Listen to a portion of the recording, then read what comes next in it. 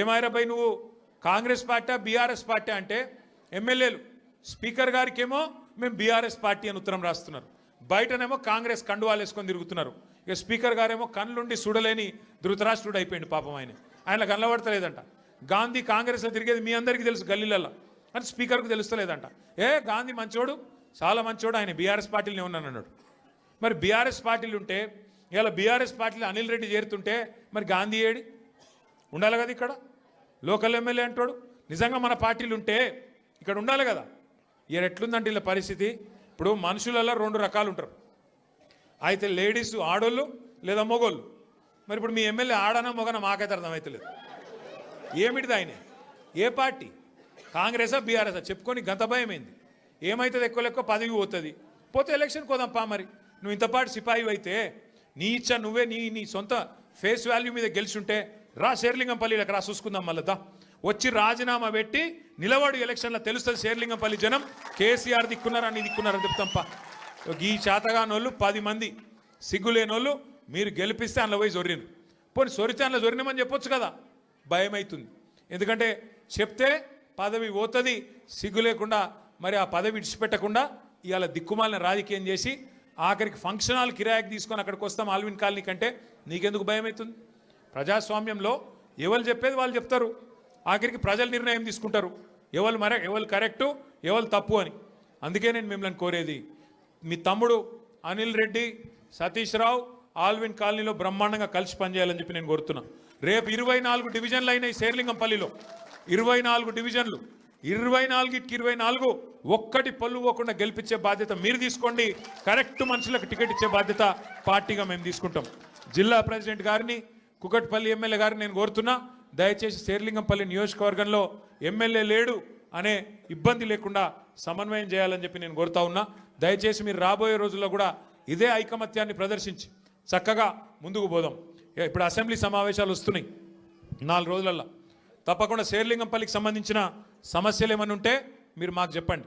మేము అసెంబ్లీలో కూడా మాట్లాడతాం, శాసన మండలిలో కూడా మాట్లాడతాం. ప్రభుత్వంతో కొట్లాడైనా సరే పని చేయిద్దాం. అట్లాగే రేపు కార్పొరేటర్ ఎలక్షన్లు వచ్చినాక కార్పొరేటర్లు మనోళ్ళే గెలిపించుకుంటే ఎమ్మెల్యే ఏం చేస్తాడు, ఏమవుతుంది ఆయనతో? కార్పొరేషన్ పైసలు చచ్చుకుంటే కార్పొరేటర్ల ద్వారా ఖర్చు పెట్టాల్సి వస్తుంది. ఎమ్మెల్యే దొంగల్లా కలిసిపోయినా మనం మాత్రం గట్టిగా నిలబడదాం, గట్టిగా కొట్లాడదాం, కలిసిమెలిసి ముందుకు నడుద్దాం. ఇక ఈ తెలివితేటలకు కాంగ్రెస్ వాళ్ళు అంటున్నారు, కేసీఆర్ నువ్వు బయటికి రా అన్నారు మొదలు. ఇది కేసీఆర్ గారు పాపం ఆయన పార్టీకి ఆయన పొలం కాడ పని చేసుకుంటుంటే నువ్వు రా బయటికి అన్నారు. మొన్న వచ్చి ఏం చేసిండు పాపం సారు, ఒక ప్రెస్ మీట్ పెట్టిపోయిండు, మీటింగ్ పెట్టి ప్రెస్కు మాట్లాడిపోయిండు. దానికే ముఖ్యమంత్రికి ముచ్చెమటలు పట్టినాయి, చలిజ్వరం వచ్చింది, దెబ్బకు మరిగా ఇష్టం వచ్చినట్టు ఒర్రుతున్నాడు. ఇప్పుడేమంటున్నాడు, నువ్వు అసెంబ్లీకి రా అంటున్నాడు. బయటికి వస్తే గీడికి వస్తేనే తట్టుకోలేకపోయినావు నువ్వు, అసెంబ్లీకి వస్తే ఆయన గుండాకి సస్తావు, గుండాకి పోతాడు. ముందే ఇంతున్నాడు, ఆయనతో గుండాగిడ్డా అమ్మంటాడు. ఇప్పుడు ఇవాళ రేపు ఎట్లయిపోయిందంటే నిజంగా బాధ అనిపిస్తుంది. నాకు తిట్టాలని లేదు కానీ బాధ అనిపిస్తుంది. ఇప్పుడు మా లీడరు అన్నది పక్కకు పెట్టు, తెలంగాణ తెచ్చిన నాయకుడు అన్నది పక్కకు పెట్టు, 2 సార్లు ప్రజలు గెలిపించిన ముఖ్యమంత్రి అనేది కూడా పక్కకు పెట్టు. మా నాయన కదా, మా నాయన తిడితే కొడుకుకు రేషం రాదా?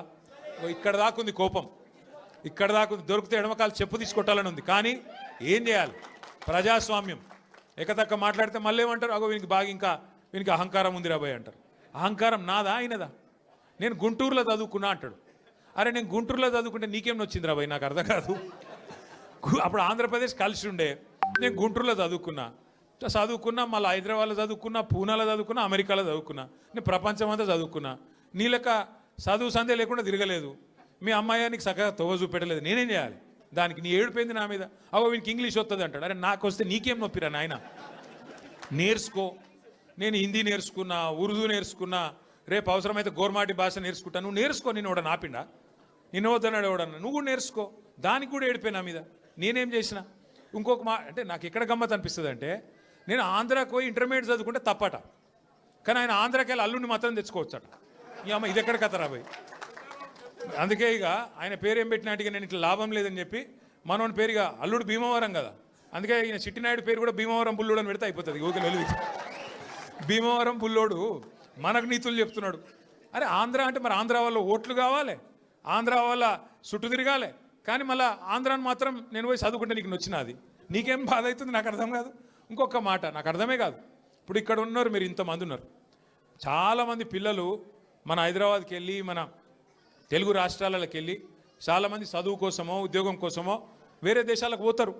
అమెరికా పోతారు, లండన్ పోతారు, ఆస్ట్రేలియా పోతారు, ఇంకొక ఆడికి పోతారు. ఆ దేశాలలో ఇళ్ళలో నౌకర్లు ఉండరు కదా. ఆ దేశాలలో ఏం చేయాలి? మనది మనమే పని చేసుకోవాలి, మన బట్టలు మనమే ఉతుక్కోవాలి, మన వంట మనమే వాడుకోవాలి, మన టాయిలెట్ మనమే క్లీన్ చేసుకోవాలి. ఈ పిచ్చోనికా ఏం తెలియదు, చదువుకున్న బాపత అయితేనేమో తెలుస్తుండే. ఇక మాట్లాడతాడు ఏమంటాడు, వీడు ఇప్పటికీ అమెరికాలో బాత్రూమ్లు కడుగుతూనే అంటాడు నన్ను. అరే అమెరికాలో నా బాత్రూమ్ నేను కడుక్కున్నా, నీకేమో వచ్చిందిరా బాయ్, నాకు అర్థం కాదు. అమెరికాలో ఎవరిది వాళ్ళు చూసుకుంటారు, పని చేసుకుంటే కూడా తప్పేనా? ఎవరి ఇళ్ళలో వాళ్ళు బాసాన్లు తోముకుంటే తప్ప, ఎవరి ఇళ్ళలో వాళ్ళు బట్టలు ఉతుకుంటే తప్ప అంటే మరి మా ఆడపిల్లలు మీరందరూ ఉన్నారు, ఇంటి పని అంతా మీరే చేస్తారు, మరి ఇంటి పని మొత్తం మీరు చేస్తారు తప్ప అది? అట్లా మేము కూడా చదువుకున్నప్పుడు అమెరికాలో ఇంట్లో ఎవడుంటాడు మరి? ఎవరి పనాలు చేసుకోవాలి, ఎవరి గిన్నెలాలు దోముకోవాలి, ఎవరి బట్టలాలు ఉతుక్కోవాలి, ఎవరి టాయిలెటాలు క్లీన్ చేసుకోవాలి, తప్పేమున్నది అలా? దాన్ని పట్టుకొని టాయిలెట్లు క్లీన్ చేసేటోడు నీ లెక్క సంచులు మోయలే, నీ లెక్క దొంగ పనులు అయితే నేను చేయలే. ఇంకొక మాట ఏమంటాడు, నేనట మా అయ్య పేరు చెప్పుకొని బతుకుతున్నా అంట. అవు మా అయ్య గొప్పోడు, మా అయ్య తెలంగాణ తెచ్చిన మొగోడు మొనగాడు బరాబర్ చెప్పుకుంటాను, తప్పేమున్నది?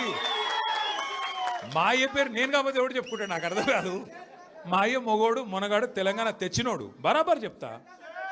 మరి నేనేమంటున్నా, నువ్వు సకట్ పనులు చేస్తే నీ పిల్లలు కూడా నీ పేరు చెప్పుకుంటారు. నువ్వు లుచ్చ పనులు చేసినావు అనుకో, నీ మన్మడు కూడా నీ పేరు చెప్పుడే గాలంగా మన్మని అని చెప్పుకోడు. మంచి పనులు చేయి నీ పేరు కూడా చెప్పుకుంటారు. నీలాగా దొంగలకు సద్దులు కట్టుడు, బ్యాగులు మోసుడు, వాళ్ళ సంకల్ నాకుడు, ఢిల్లీకి పేమెంట్ సీట్లు, పేమెంట్ కోటాలో పైసలు చచ్చుడు, గవి మాతో కావు. కొట్లాడతాం, మొగాళ్ళలాగా కొట్లాడతాం, మునగాళ్ళలాగానే బతుకుతాం, తెలంగాణ పౌరుషంతో బతుకుతాం. నీలాగా బతుకం, ఢిల్లీకి గులాముల్లాక మాత్రం బతుకం. ఢిల్లీకి సంచులు మోసుకుంటా, ఢిల్లీలో పోయి బీజేపీలతో రాసుకొని పోసుకొని తిరుక్కుంటా, జడ్జీల కాళ్ళు పట్టుకుంటా, అయ్యో నన్ను కేసుల లోపల నుక్కకుర్రి అని చెప్పి డైవులు కొట్టుకుంటా, గా బతుకు అవసరం లేదు. బతికిన నాళ్ళు దర్జాగా బతుకుతాం, చచ్చినప్పుడు కూడా రాయలుగా చచ్చిపోతాం. అంతేగాని ఇట్లా చిల్లర పనులు చేయం. మీకు దయచేసి నేను ఒకటే కోరుతున్నా, ఆయన మళ్ళా అంటుండు కేసీఆర్ నట ముఖ్యమంత్రి కానియాడట. నేను కూడా మీ అందరికి ఒకటే చెప్తున్నా, మీ అందరి దయ ఉంటే, మీ అందరి ఆశీర్వాదం ఉంటే ఖచ్చితంగా కేసీఆర్ సంగతి ఇడిచిపెట్టు, నిన్ను కొడంగల్లో కూడా మళ్ళీ గెలవనీయకుండా చేసే బాధ్యత మాది. నిన్ను కొడంగల్లో మళ్ళీ గెలవనీయకుండా మళ్ళీ అసెంబ్లీకి రానియకుండా చేసే బాధ్యత పార్టీగా మేమందరం, ప్రజలుగా మేమందరం తీసుకుంటాం. నువ్వు మాట్లాడే మాటలు, చేసే రోత పనులు, వాటికి ఇలా ప్రజలు అసహించుకుంటున్నారు, నోట్లో ఉంచుతున్నారు. ఏం మాటలే అవి, ముఖ్యమంత్రి టీవీ పెడితే పిల్లలు ఖరాబ్ అయ్యేటట్టున్నారు నీ భాష ఇంటే అని చెప్పి మొత్తం టీవీలు బంద్ చేస్తున్నారు. గసంటి పరిస్థితి వచ్చింది. ఏం అడిగిండు కేసీఆర్ గారు మొన్న? ఏమయ్యా పాలమూరు ప్రాజెక్ట్ని ఎందుకు పండబెట్టినావని అడిగిండు. ఏమైందయ్యా, 8 నెలలు అయింది, డీటెయిల్డ్ ప్రాజెక్ట్ రిపోర్ట్ కేంద్ర ప్రభుత్వం నరేంద్ర మోడీ వెనుకకు పంపిండు, నీకు సిగ్గులేదా ముఖ్యమంత్రి? అది వెంటనే మళ్ళా పంపి 90% పనులు పూర్తయిన ప్రాజెక్టు ఇంకొక 10 పైసలు పెడితే అయిపోతుంది చేసి మరి ఆ పాలమూరుకు నీళ్ళు అన్నాడు. తప్ప కేసీఆర్ గారు అన్నది? దానికి సమాధానం చెప్పే తెలివి లేదు, పిచ్చి మొరుగుడు మొరుగుతూ ఉన్నాడు. అట్లాగే కేసీఆర్ గారు ఏమన్నారు, కృష్ణా జలాల్లో అన్యాయం చేస్తున్నాడు నరేంద్ర మోడీ, భారతీయ జనతా పార్టీ ఖచ్చితంగా వాళ్ళని ఎదుర్కోవాలా, కొట్లాడాలా, ఢిల్లీలో ఏం చేస్తున్నారు నీ ఎంపీలు అని అడిగిండు. బీజేపీ ఎంపీలను అన్నాడు, కాంగ్రెస్ ఎంపీలను అడిగిండు. దాంతో ఇలా వాళ్ళకి సమాధానం చెప్పే తెలివి లేక ఇలా నోటికి వచ్చినట్టు మాట్లాడుతున్నారు.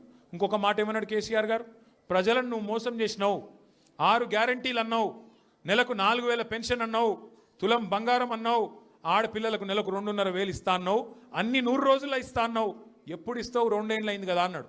తప్ప కేసీఆర్ గారు ప్రధాన ప్రతిపక్ష నాయకుడిగా ప్రజల తరపున ప్రశ్నించుడు తప్ప? ఇవన్నీ అడిగితే ఆయనకు బూతులు వస్తున్నాయి, కోపం వస్తున్నది. ఆయన రియల్ ఎస్టేట్ వ్యాపారానికి, ఆయన భూముల కుంభకోణానికి, ఫ్యూచర్ సిటీ పేరు మీద చేస్తున్న డ్రామాకు కేసీఆర్ గారు బలమైన వాదనతోని ప్రజలను మళ్ళొక్కసారి లేపి బయటికి తీసుకొస్తే ఆగమైతుంది బతుకని చెప్పి ఇష్టం వచ్చిన తిట్లు తిడుతున్నావు. మనం పట్టించుకునే అవసరం లేదు. మనం స్పష్టంగా ఒకటే పని చేసుకుంటూ పోదాం. ఎన్నిక ఏదైనా రేపు కార్పొరేషన్ ఎన్నిక వస్తుంది. హైదరాబాద్ను 3 ముక్కలు చేస్తారట. హైదరాబాద్ కార్పొరేషన్ 3 ముక్కలు చేస్తారట. చేసి 3 కార్పొరేషన్లు చేస్తారట. ఎన్ని కార్పొరేషన్లు చేసినా ప్రజలైతే గాలే కదా, ఓట్లు వేసేది మీరే కదా. మీకు అందరికీ ఎవరు మంచో ఎవరు చెడో మీకు తెలుసు. అందుకే 24 డివిజన్లు అవుతున్నాయి శేర్లింగంపల్లి నియోజకవర్గంలో. అది ఏ కార్పొరేషన్లకు పోయినా గెలిపించే బాధ్యత మీరు తీసుకోండి. గట్టిగా కష్టపడదాం. ఈ ఒక్క సంవత్సరం 2026 ఒక్కటి గట్టిగా కష్టపడితే ఇక 27లో దాదాపుగా ఎలక్షన్ వాతావరణం రాని వస్తుంది. 3 ఏళ్ళు పూర్తయిపోయినాయి అంటే ఎలక్షన్ వాతావరణం, అసెంబ్లీ ఎలక్షన్ వస్తుంది. మళ్ళీ తిరిగి కేసీఆర్ సార్ను మళ్ళీ తిరిగి తెలంగాణ రాష్ట్రానికి ముఖ్యమంత్రిగా చేసుకునే టైము తొందరలో వస్తుంది. కాబట్టి దయచేసి ఇంతకంటే ఎక్కువ నేను చెప్పను. మీరు చాలా దూరం నుంచి కష్టపడి నేనే అక్కడికి రావాల్సి ఉండే, फिर भी आप इतना दूर आए. हमारे बहनों से भी मैं शुक्रिया अदा करना चाहता हूँ. आप इतने दूर आए, आप इतने लोग आए और छोटे छोटे बच्चों को भी साथ लेके आए. मैं आपका तहे दिल से शुक्रिया अदा करता हूँ, आपका शुक्रगुजार हूँ. और మా ఆడబిడ్డలందరూ కూడా మరి అంత దూరంకి నుంచి వచ్చినందుకు థ్యాంక్ యూ. మళ్ళొక్కసారి మీకు నేను చేసే విజ్ఞప్తి, ఎన్నిక ఏదైనా గుర్తు కారు సారు, ఈ రెండు